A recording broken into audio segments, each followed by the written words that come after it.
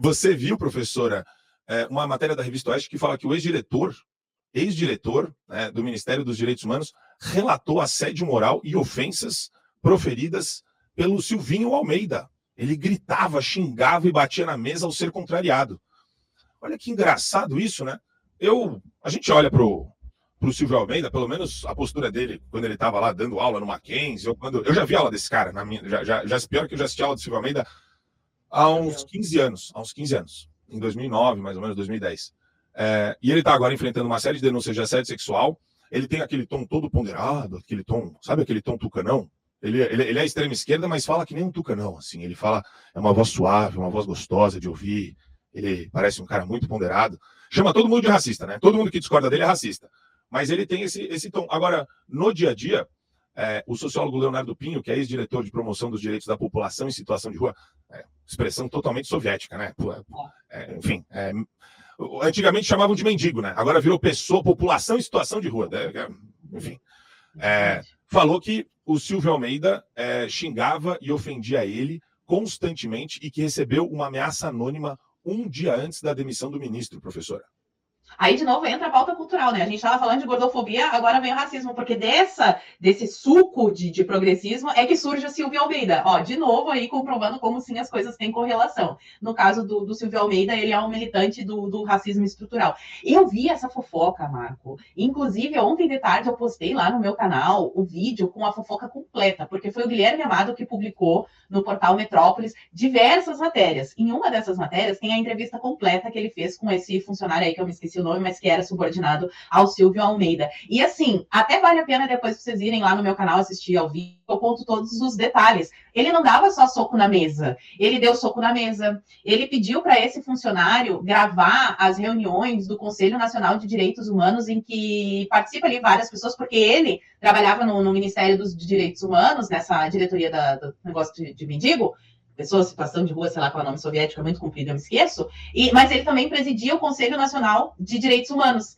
Então, o Silvio Almeida pede para ele gravar escondido, olha aí, galera do direito, gravar escondido no ambiente de trabalho, o que é um crime. Só que este funcionário, que agora ele está concorrendo à prefeitura de Valinhos pelo PT, quem é de Valinhos vai lembrar o nome dele, ele se recusou a fazer essa gravação. Ainda há um pouco de ética, né, dentro da esquerda, em algumas pessoas isoladas que ainda não entenderam o contexto que elas estão inseridas.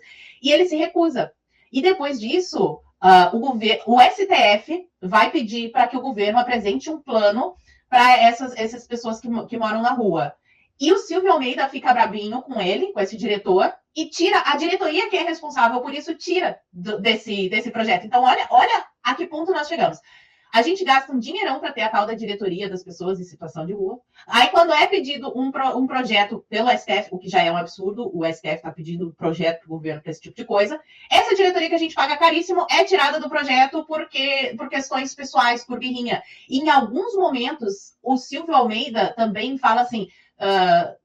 eu sou um ministro, você é um bosta. Na verdade, ele usa o palavrão, né? Não vou usar aqui, porque aqui é um programa limpinho. Eu sou um ministro, você é um bosta, vou acabar com a sua vida. Liga pro cara, ameaçando ele, né? O cara recebe uma ligação de uma pessoa que fala, inclusive, que logo depois que surgiram as denúncias de assédio Daniele, falando que o Silvio Almeida é sócio do Valfrido Vardi, que vai acabar com a vida dele, que isso é uma armação política para derrubar o ministro, essas histórias de assédio.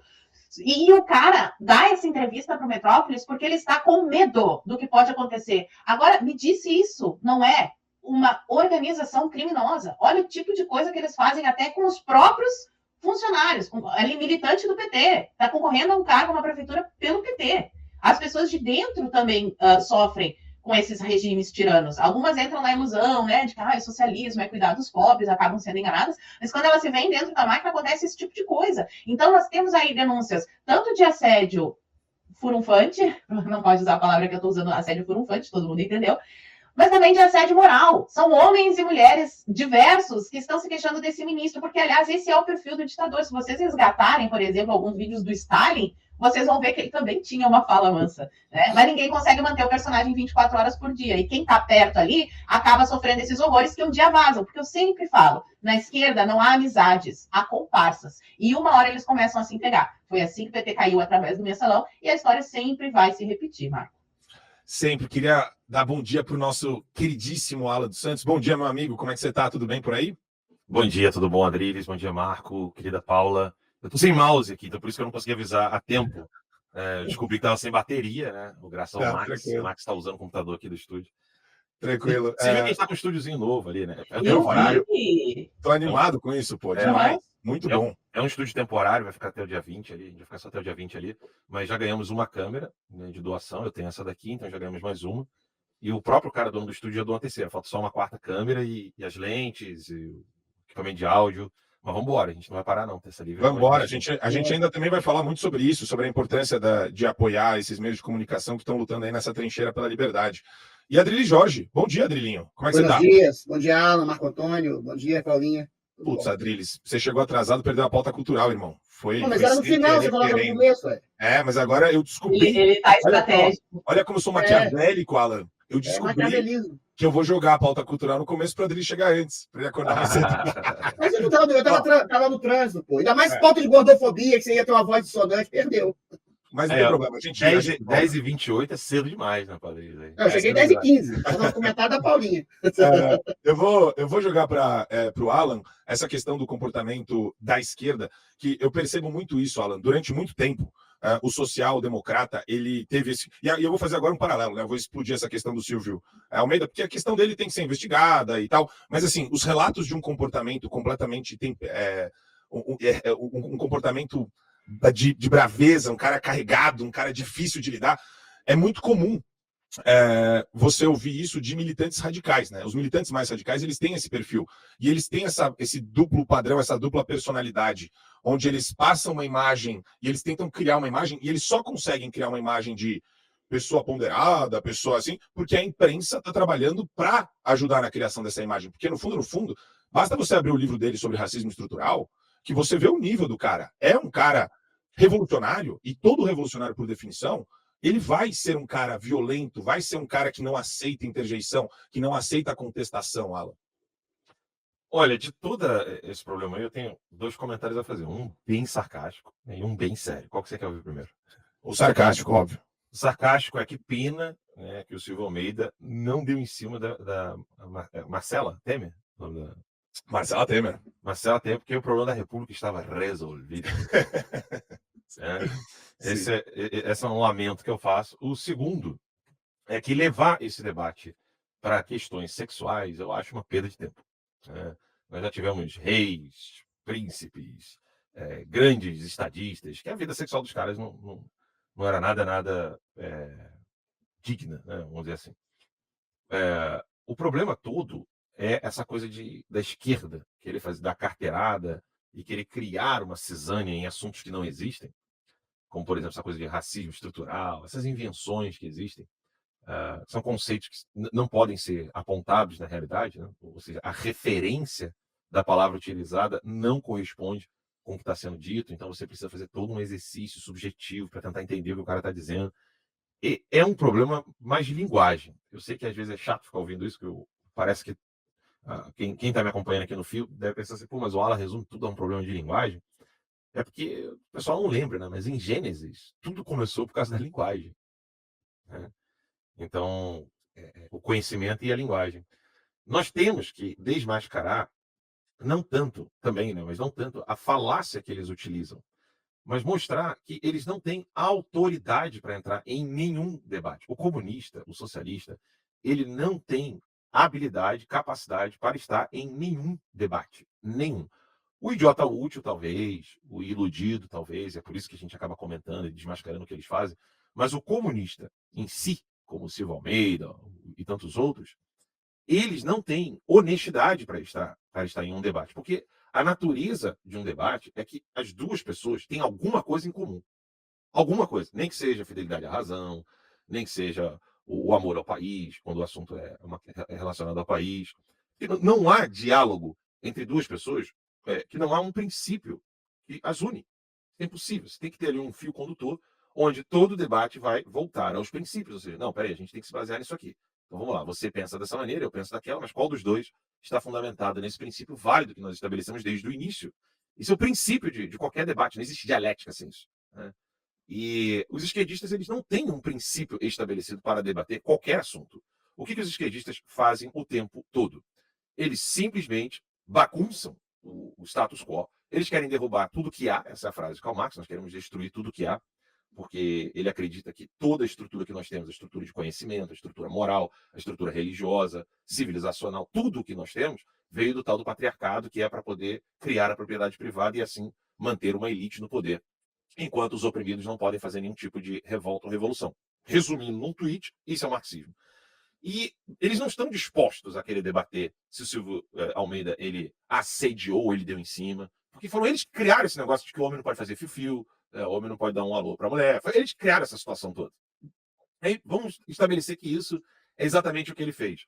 Foram eles que estabeleceram que esse negócio de patriarcado não serve para nada, que tem que ter poligamia, o cacete a quatro. Ou seja, toda vez que você pega um tópico desse, eles têm por onde sair, eles têm uma tangente.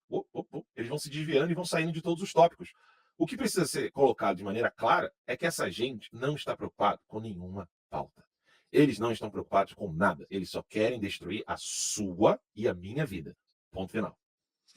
E isso que o Alan falou, eu acho extremamente importante, Adriles, porque a gente escuta assédio, denúncia, isso, aquilo, e às vezes você olha e você fala, pô, a Aniele Franco era subordinada a ele? Não. Ela era funcionária dele? Não. Existe a possibilidade. Olha onde eu estou chegando, tá? Olha que loucura isso. Existe a possibilidade dele ter cantado a mulher, de ele ter chavecado a mulher e de isso ter se tornado esse alvoroço todo por conta dessa militância deles mesmos num processo autofágico? Existe essa possibilidade, Adriles, de ser pura autofagia da extrema esquerda no poder? Veja bem, quando você tem um identitarismo que promove e que elege figuras e grupos inteiros supostamente oprimidos, quer dizer, os negros realmente foram oprimidos, foram escravizados, mulheres também foram subjugadas a cidadãos de segunda classe durante milênios, e gays também foram perseguidos, mas hoje não há mais esse problema estrutural no mundo democrático ocidental. Existem preconceitos desse tipo em ordem absolutamente episódica. Só que quando alguém que se traveste desse princípio identitário, quer seja no racismo estrutural, no machismo estrutural, na questão do assédio sexual, que tudo, até um olhar, ou até um convite para jantar é considerado quase que um estupro, você cria uma situação completamente absurda para si mesmo. O Silvio Almeida, ele se escuda, aí é que está a grande hipocrisia, numa teoria que ele cria para se proteger de qualquer crítica que se faça a ele mesmo. Por quê? Porque ele é negro. Olha só que coisa complicada. Ele é negro, ele é ministro de direitos humanos que fazem um ataque ao preconceito racial. Ele é um ministro que tem poder e ele se escuda de qualquer crime que ele, ou delito que ele, eventualmente, possa ter cometido ou cometer. Então, ele se transforma, dessa forma, em um assediador. As acusações que falam, né? Em um assediador sexual e moral. Porque ele passa a ser completamente inatacável pela cor da sua pele, pelo posto que ele ocupa e, sobretudo, pelo posto simbólico que ele ocupa no meio intelectual e político. O homem que ataca o racismo estrutural no Brasil. Então, o homem que ataca o racismo estrutural no Brasil não pode ser criticado de nenhuma forma. Esse homem passa a ter o poder de humilhar funcionários, rebaixar funcionários, agredir funcionários e humilhar, execrar e abusar de mulheres em seu redor. Porque as pessoas vão ficar com medo de tecer qualquer crítica a qualquer juízo que fazem a respeito de um homem negro que critica o racismo. É esse o mal do identitarismo que eu sempre sintetizei da seguinte forma. O identitarismo é um grupo ou uma pessoa se colocar no lugar de vítima para poder livremente massacrar as outras. A maioria dos negros, a maioria dos gays, a maioria das mulheres, a maioria até da população trans, ela não se coloca nesse papel de vítima necessariamente. Quem se coloca é gente que articula politicamente um princípio simbólico ou efetivo de liderança, como é o caso do Silvio Almeida, para poder criticar, demonizar os adversários, ascender politicamente, fazer toda a sorte e ter a liberdade de fazer toda a sorte de abuso sem sofrer nenhum tipo de represália. Esse, ao que tudo indica, é o caso do nosso querido ministro dos Direitos Humanos, um homem negro que usa de um racismo cultural falso a favor de si para cometer abuso. E eles usam isso para blindar mesmo qualquer crítica, né? A nova ministra do Lula deixou um rombo de 177 milhões de reais na educação de Minas Gerais. Era verba destinada à merenda escolar. A Macaé Evaristo foi secretária da pasta no estado. Assim, só para colocar em perspectiva para vocês que o discurso fanatizado, ele serve também para tentar empurrar os críticos, porque o Silvio fazia isso, né? Eu critiquei ele no X, a primeira coisa que ele fez foi me bloquear. Mas assim, para todo mundo do meio público que criticava ele, a primeira resposta dele era que era racismo. Foi o que ele falou agora, inclusive, antes de sair da pasta, antes de ser demitido do Ministério dos Direitos Humanos. Então é interessante isso, a maneira como eles fazem isso, E eu acho importante a gente bater toda hora nessa tecla, porque, de novo, né, a gente fala com base nessa questão da simetria informacional, como a mensagem chega para as pessoas na ponta. Vocês lembram do vídeo da mulher da CNN que a gente reproduziu essa semana, a âncora da CNN? Você viu esse vídeo, Alan? É tão que ela fala, a defensora do Silvio Almeida? a defensora, é tão difícil um homem tão gabaritado que deixou um legado tão gigantesco, porque nós brancos que matamos negros, assim, a mulher começou a entrar numa vibe ali que, meu Deus do céu, Eu acho que ela tava com vibrador. Eu acho que ela tinha que procurar um psiquiatra. Sabe quando a pessoa tá ao vivo ali? Já viu esses vídeos? Pode zoar aqui igual o Pânico, né? A gente pode, aqui é aberto, é pra isso. Não dá pra levar isso a sério. O que aquela mulher falou é um negócio de coisa de maluco, cara. Assim, os esquerdistas estão putos com o cara. E a mulher solta um negócio aqui dali, ela tá mostrando que ela tá afim do cara. Né? Tá na cara. Vem me visitar, Silvio Almeida. Né? Não é ela que é a namorada do Galípolo? Não é essa? Fala baixo, fala baixo. Mas eu acho que é ela, gente. Eu não sabia disso. Eu não Até sabia. vou consultar baixo, aqui, mas eu acho que é. Fala baixo, senão a gente toca aquele. Lá veio o negão, cheio. Ó, a gente tem o vídeo. Eu só vou colocar um pouco desse vídeo. A gente tem que relembrar. É tipo melhores, piores momentos da semana. Eu preciso colocar só para vocês verem o nível de idiotia que uma pessoa pode chegar. De perplexidade e até de negação ao ver uma denúncia tão grave em cima de um dos maiores estudiosos do país, quando o assunto é pretos e pretas, quando o assunto é direitos humanos. Silvio Almeida, o ministro de Lula, acusado de assédio sexual. Sim, é uma paralisia em todos nós. Todo mundo tem o direito de defender-se e a nossa maturidade e seriedade jornalística nos obriga a ressaltar isso, inclusive trazer a defesa do ministro. É que nós estamos falando de uma das pessoas mais preparadas no Brasil para falar sobre direitos humanos. Formado em filosofia, bacharel em direito, mestrado em direito econômico, doutor, pós-doutor. Escreveu uma infinidade de artigos. Bom, é autor de quase 10 livros, alguns que você nem encontra na livraria, porque estão todos esgotados. Tamanha qualidade, tamanha profundidade sobre racismo estrutural. Profundidade sobre esse olhar doentio que nós brancos temos sobre os negros. O quanto nós brancos inferiorizamos, excluímos, ferimos, matamos. E a notícia de um ministro de Estado preto denunciado por outra ministra de Estado preta. Nós vamos te contar como esse assunto caminha daqui para frente. Não, é um negócio. Não pudesse ser acusado de nada. Pede meia hora de desculpas para encabular a possibilidade de fazer uma matéria sobre assédio sexual de um ministro negro que é profundo e que não pode ser atacado como assediador sexual. É a coisa mais complicada do mundo que eu já vi que esse identitarismo faz. E querendo falar não pode ser acusado de nada. E quem denunciou foi uma mulher negra. Ela quer invisibilizar Como uma mulher negra. Como assim? Ela é a namorada do Galípolo, tá? Essa daí é a namorada do futuro presidente do Banco Central. E tem um grau de cinismo e mau-caratismo nessa declaração dela, porque ela fala assim: todos nós reconhecemos. Então, quer dizer. A profundidade, eu não reconheço nenhum, acho pavoroso. Só pode estar de sacanagem, mulher. Você está de sacanagem comigo. Você não é jornalista. Você tá lá. Eu acho que tem um bottom do PSOL no teu peito ali, escondidinho. E eu vou falar mais também. Não tem. Não é direitos humanos. Oi? Ou em outro lugar. Mas assim. Direitos humanos, não denuncia Maduro, não denuncia Hamas, não denuncia o que direitos humanos é esse, mulher? Você só pode ser uma idiota. Você só pode ser uma idiota. O cara não denuncia Hamas, irmão. O cara não ia falar isso Hamas. agora. Eu ia comentar isso agora. Esse negócio de direitos humanos, olha o que está acontecendo com as vítimas do 8 de janeiro. Ô, Marco, ontem eu fui buscar remédio para minha filha, né? Algumas pessoas trazem remédio para TT. E aí, no caminho, 2, 3 pessoas que estão na Argentina, como exilados, estavam perguntando para mim, como é que eu faço para pegar esse documento, esse outro documento aqui. Eu estava explicando que eu não entendo muito sobre as leis na Argentina, não sei como funciona aqui nos Estados Unidos. E o desespero dessas pessoas que não cometeram crime algum. Pessoas que não depredaram nada, pessoas que não participaram de nenhum tipo de baderna, simplesmente caíram na esparrela de ir lá para a Esplanada no dia 8. Alguns nem isso, tá? Mas é um absurdo. Os direitos humanos, eles garantem muitas coisas. E, de fato, eu quero elencar aqui pelo menos 4 coisas que, se ele é um especialista em direitos humanos, ou alguém da esquerda é especialista em direitos humanos, me explique por que isso aqui não é aceito no Brasil. Tratado de São José, na Costa Rica. Tá? Não pode aborto em nenhum caso. Nenhum. Tá? É defesa da vida desde a concepção. Tratado de São José da Costa Rica. Nenhum caso é nenhum caso. Tá lá. O Brasil é consignatário. Se quiser reclamar, não reclame comigo. Tem que reclamar porque o Brasil é consignatário desse tratado. 2. Candidatura avulsa. Tratado de São José na Costa Rica. 3. Homeschooling. 4. Direito de portar armas, direito de legítima defesa. Por que nenhum desses 4 são defendidos por quem defende direitos humanos se isso está no Tratado de São José na Costa Rica? Se eu estiver equivocado com relação ao 4º, pelo menos esses 3 aqui eu tenho certeza absoluta. Tá? Candidatura avulsa, homeschooling e aborto em nenhum caso. Não gosto de falar aborto, né? Triturar criancinhas, ou matar embrião, ou matar ser humano pequenininho, não pode. Em nenhuma das suas etapas no ventre da mãe. Então, assim, esses 3 tópicos, esses 3 princípios invioláveis estão como direito humano fundamental no Tratado de São José, na Costa Rica. Por que isso não é respeitado nem pelo Congresso Nacional Brasileiro, nem pelo Poder Executivo atual, e muito menos por todos esses aí que gritam, bradam aos 4 ventos que estão defendendo direitos humanos? Olha, é bom lembrar que essa coisa de direitos humanos fundamentais surgiu exatamente quando surgiu os Estados Unidos. E que depois, lá na Europa, teve a Declaração dos Direitos Humanos.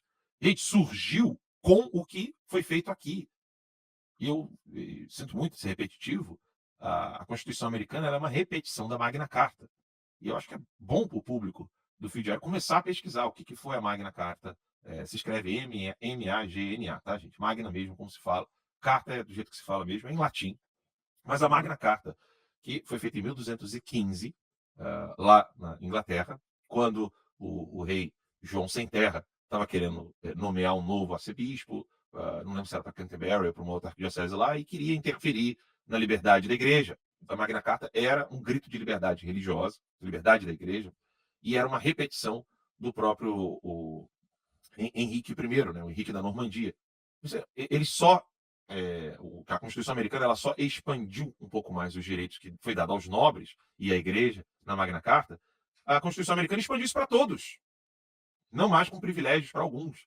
Então, esses direitos fundamentais que foram estabelecidos na Constituição Americana e criando aí os 3 poderes, um novo modo de fazer a sociedade viver em harmonia, não é respeitado por essa galera. Eles usam a palavra república, enche a boca para falar de res pública, mas na verdade eles não querem saber de nada, né, do que é público, né, da coisa pública. Eles querem as coisas do Estado, sempre colocar o poder máximo na mão do Estado, que não é o que aconteceu com os Estados Unidos da América. Tanto é que quando você usa o termo state aqui nos Estados Unidos, ninguém entende isso como a noção de Estado que nós temos. A noção de Estado que nós temos, ela é fascista. Tanto é que quando os americanos se referem ao Estado, eles falam government. É isso aí. É isso Então, aí, governo não que existe. mostra transitoriedade, né? A gente Exato. usa toda hora como se fosse algo perene, constante, premente,